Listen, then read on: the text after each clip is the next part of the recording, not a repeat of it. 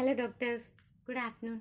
In today's session, we are going to discuss in detail about the indirect and direct hernia. What are the concepts of these hernia and what are the differences between indirect and direct hernia.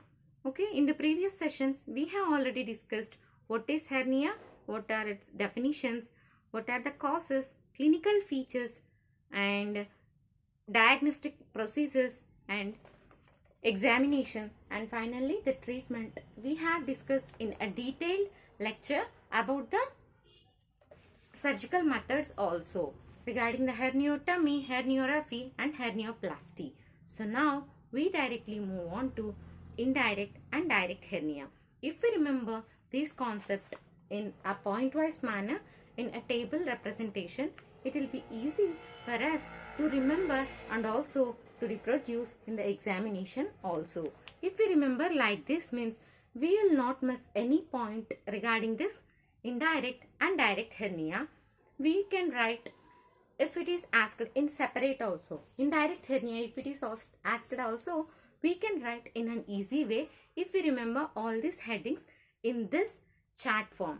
Okay, this is the indirect and direct hernia. These were seen in the inguinal hernia. A type of hernia we have already said, no? So now, what are the headings to be remembered?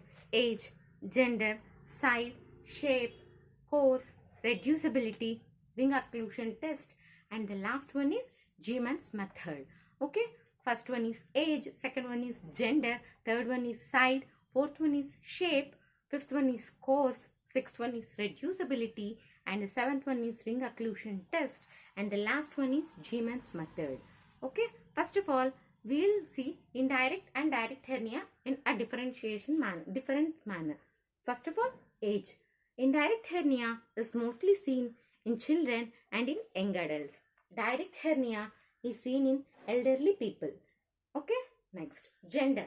Males affected 20 times more commonly than females. In direct hernia, females not usually affected. Side. Third point is side. More common is the right side in indirect hernia.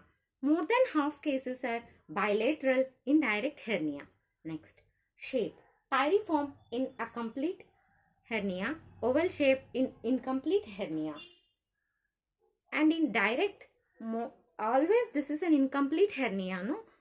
So, spherical shape is seen in this. Next, coming to course.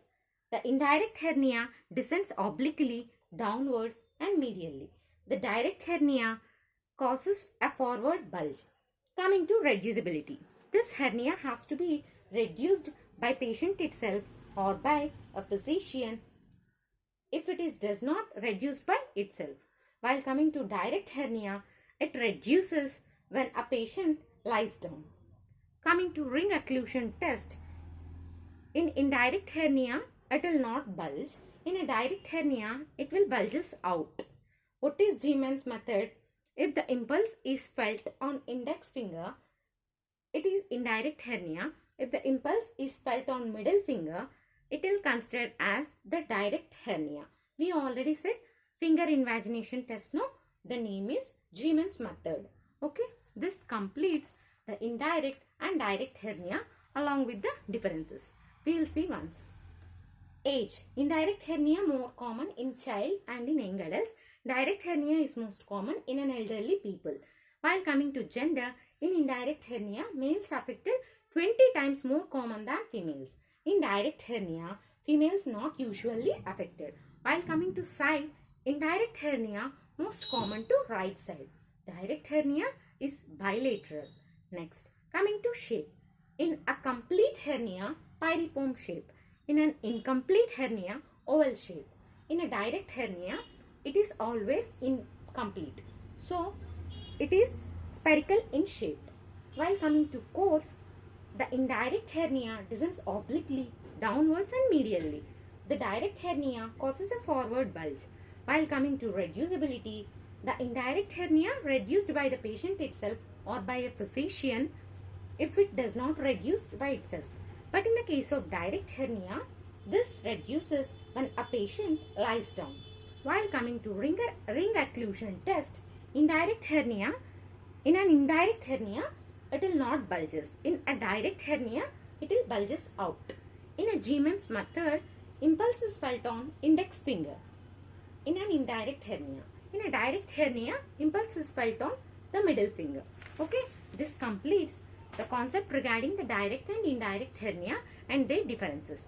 In the coming sessions, we will discuss in detail about each type of hernia. What is femoral hernia, what is inguinal hernia, what is epigastric and umbilical hernia, and all in a detailed manner. Okay, thank you. The coming video is on Shalakyatantra and its preparation. Important questions and topics will be discussed soon on our channel. Subscribe to our channel for more and more updates and more concepts in an easy way. Thank you.